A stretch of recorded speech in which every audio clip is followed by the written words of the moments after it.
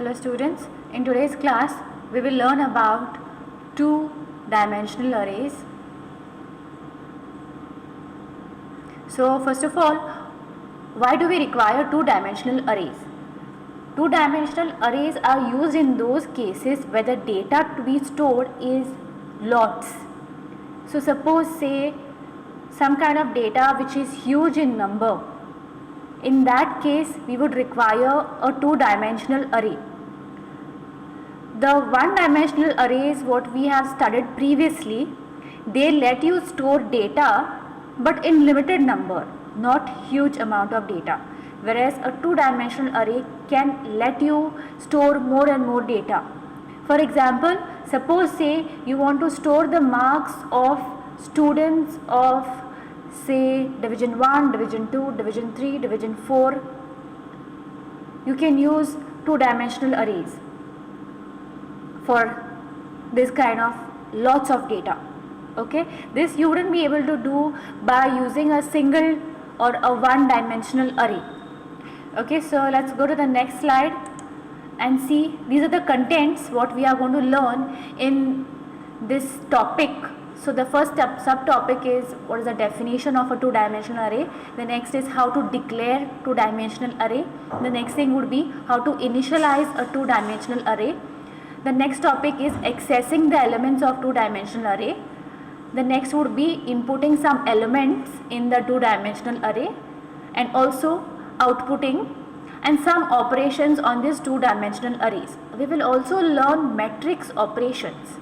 So addition of matrices, multiplication of matrices, subtraction of matrices, transpose of matrix, all these things we will be learning how to do using two-dimensional arrays. So let's go on to the next thing. First of all, what is the definition or what is a two-dimensional array? A two-dimensional array is an arrangement of elements in the form of rows and columns. So a two-dimensional array always has rows and always has columns. So these rows and columns let you store the elements very organized manner inside the array. So whenever we say rows and columns, there are two indices. Okay, a single array had only one index, like say a single array would have an index like 0, 1, 2, 3, index as in position. But a two-dimensional array has two indices. Okay, one index for the number of rows and second index represents the number of columns. As you see over here, in this example, int least 4. The 4 and 4 actually represent number of rows and number of columns. Okay, the first number 4 is number of rows present in your two-dimensional array, and the second 4 what you see is number of columns present in your array. Okay, now as you see, this is one example on the screen. This is an array which is 4 into 4. Also I would say, if you imagine as a matrix, it would be 4 by 4 matrix. So a two-dimensional array is very similar to that of a matrix. Okay, let's go on to the next to study what are the different syntaxes with regard to an array. Remember, the first thing whenever you say a two-dimensional array you would write is the data type. Okay, so say this is an example, int least 4 in the bracket, square bracket, and second also square bracket has a 4. So the first thing what you see is the data type.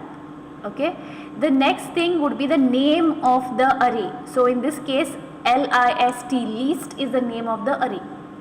The first index is that to represent number of rows. So 4 is number of rows. The second index represents number of columns. Okay, now remember that number of rows and number of columns has to be always integer values. Like for example, 4 rows, 4 columns, 5 rows, 3 columns. the number of rows cannot be something like 4.5 rows or say 4.5 rows. You cannot have 4.5 rows, or you cannot have 2.5 columns. It has to be an integer constant, a literal. Okay, no float values accepted for index of this two-dimensional arrays. Okay, so this is an example. What you can see, int least, where the number of rows and the number of columns are 4. So it is 4, 4. Now the example shown over here, the structure I would say of the 2D array looks something like this ways. Okay, so whenever we say an element is stored at a very unique position in the given array. So this would be the rows, okay, I mean the column in numbers, and these would be your rows values. So the first element will be stored at 0 row and 0th column. Okay, so the first element will be stored here. The second element will be stored here at 0th row and first column. The next element will be stored at 0th row and second column. Okay, and the third will be stored at, no, the next will be stored at 0th row and third column. So this is how the elements would be stored. The next element would be at 1 0, next would be at 1 1, next would be at 1 2, next would be at 1 3, and so on. Alright, so you have to remember that indexes always start with 0 and not by 1, not with 1. Okay, so whether it is the index representing the rows or index representing the columns, it always starts with a 0, and then 1 2 3 continues whatever number you give. So basically, suppose say you want 4 columns. Okay, the indexes would be 0 1 2 3, 4 minus 1, so 0 1 2 3, it will stop at 3.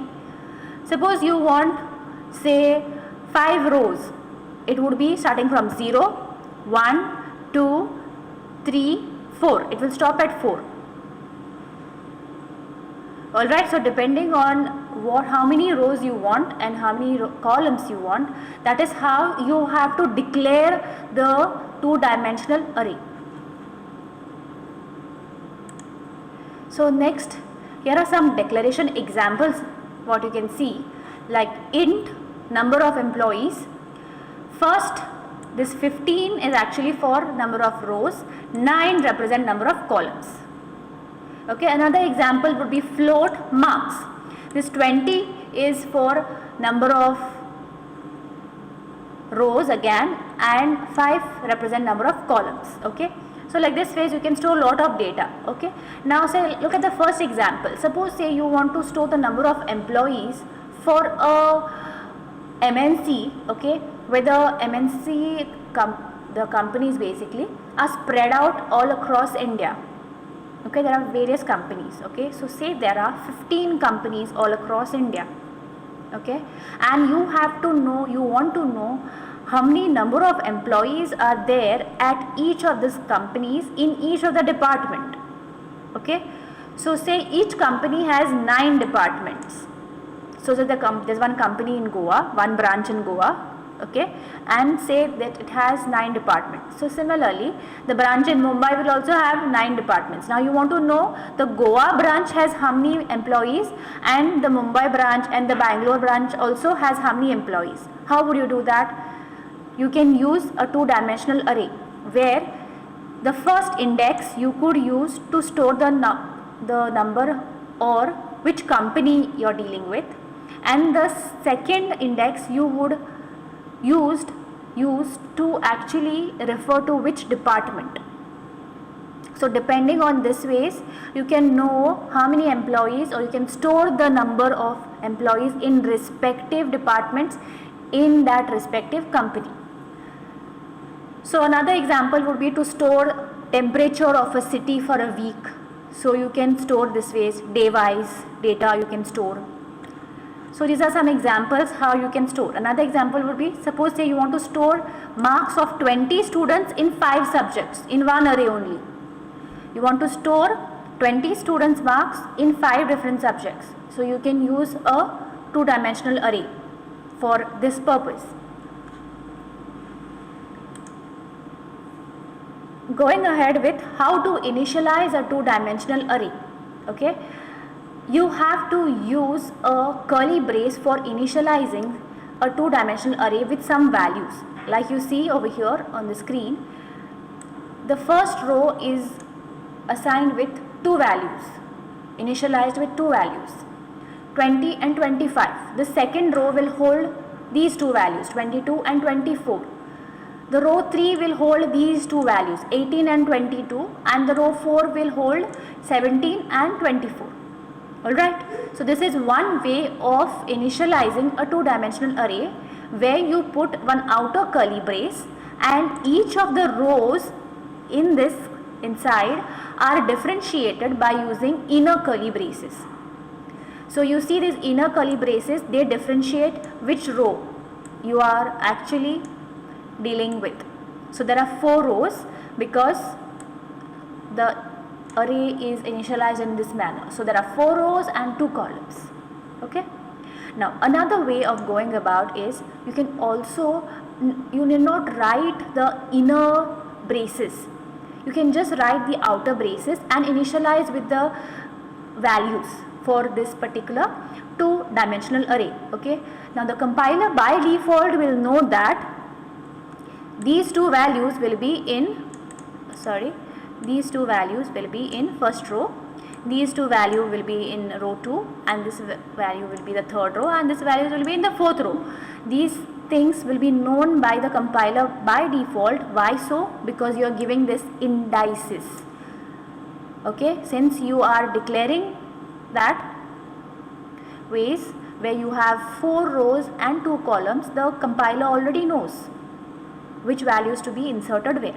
Okay, so if suppose say when we initialize this array, this in the memory, what you see is on the right hand side, you can see this representation in the memory. This is how exactly it will be represented in the memory. Okay, so list of 0 0 0 1 1 0 1 1 2 0 2 1 3 0 and 3 1. This is the memory representation. As in the memory, a 2-dimensional array will be built like this ways. Alright. Now there is another way, okay, of initializing, when you do not actually mention the second index, the first index. So what is the first index representing? First index represents the rows. So what you can do is you can skip the number of rows in the array while you are initializing, okay, and declaring, but you cannot skip the number of columns. If you skip the number of rows, number of columns at least should be present. Okay, so in this ways the compiler still can initialize even though you have not mentioned over here how many rows are there. So looking at this data, the compiler will come to know, okay, there are 4 rows in this example. It will assume there are 4 rows depending on the data you have given. Okay, but you cannot skip rows also and columns also, then the compiler will give a syntax error. Okay, so this is another way of going about. Now, how do we access 2-dimensional array elements? Okay, you have to remember that indices always start from 0, one thing. Second thing, every element has 2 index numbers, always 2 index numbers, and these 2 index numbers are used. So whenever we say we are accessing as in, suppose say we want to access one element in this entire big array, how to access it? All you have to know is the index of it. So row index and column index is required, and the array name obviously. Okay, so let's see an example for this. Like over here you see Suppose say we want to access this 76 number. Okay, how do we access 76? 76 is present at the index 1 1. Okay, how do we access this number element? 69. 69 is present at the index or at the position 2 0. So 2 is number of the row and 0 is the number of the column. So the row 2 and column 0, this position, this particular 69 element is present. Okay, so this is how you would access the two dimensional arrays.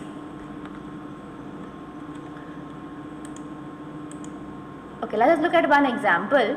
Okay,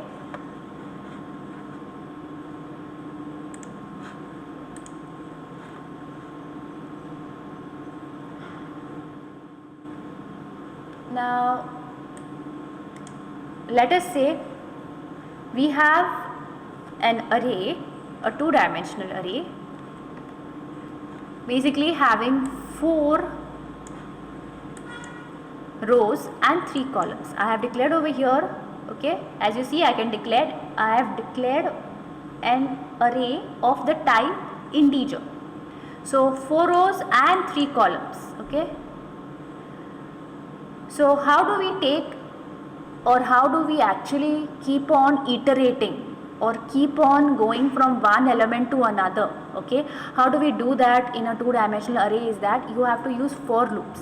We have learned for loops and we have learned nested for loops as well. So you have one for loop within the other for loop, that's called as nesting of for loops. So for accessing all the elements of a two-dimensional array, you have to use 2 for loops. You cannot use one for loop, you have to use 2 for loops. Okay, so as you see over here in this example, in this line I am initializing that array with all these values. Okay, now suppose say I want to print this array. How would I print? So for printing I have to first access the elements. Okay, how do I access this? I have to use for loops. Now always remember, the outer for loop is used for the number of rows and the inner for loops is used for the number of columns. Okay, keep it fixed so that you do not get confused with things. Okay, so let's write the for loops. So for I equal to 0, I less the number of rows, which is 4 in my case, I plus plus, I incrementing. This is going to be my outer for loop, and the inner for loop will be j equal to 0, j less than 3, because the number of columns in my example are 3, and j plus plus. Okay, please see that the array starts from 0, because for arrays we store it in a position, or the indexes always start with 0. So similarly your for loops starting point should also be 0. Okay, so I should be equal to 0 at the very beginning point, and similarly the inner j loop should be also equal to 0, and then you go on. Okay, so let's see if this particular program gives me the output. These are all the elements which I have put in the two-dimensional array. Let's run the program. As you see, these values are displayed onto the screen, where you can actually see that there are 4 rows and 3 columns. Okay, what if we want to actually make these things, or this particular array only have two columns? So let's remove the third column. We don't require the third column. Similarly, we'll make changes in this line as well. Third column not required, because right now our requirements have changed. We require only 2 columns. Okay, so data is placed accordingly, initialized in this line number 8. I have initialized all the data. Let's run the program now and see if the program updates for the values. Okay, now as you see over here, there is some mismatch. Okay, the reason is that I have not changed the for loops. So this for loop should be less than 2. So the inner for loop keeps the count of the column, which should be now less than 2. And let's run the program. Now we are getting perfectly correct output. We are having 4 rows and 2 columns. Okay, so like this ways we can update any value. Suppose say I want to change this 22 to, say I want to change it to 199. I can change it. So now the new value stored is 199. Now always remember, the order of storage is first will be this row, so 100, 200, then the next row 199, 24, then the next row 18, 22, then the next row 17, and last will be 24, which will be stored in the 2-dimensional array. So what I have done over here is this: I have just put a printf statement to print every element, and how the elements are accessed, you have to write the name of the array. I is for the row and j is for column. So first time I will be 0, j will also be 0, then j will increment to 1, then j will increment to 2. So first time this both the values will be 0, 0, then second time this both the values will be 0, 1, then the third time these values will be 0, 3, then fourth time the values will be 0, 4, and so on. It will keep on going. Okay, now it will stop when j is not less than 2. So this condition is also very important, otherwise the loop will keep on going and keep on iterating. So this is how the accessing of the elements of a 2-dimensional array is done.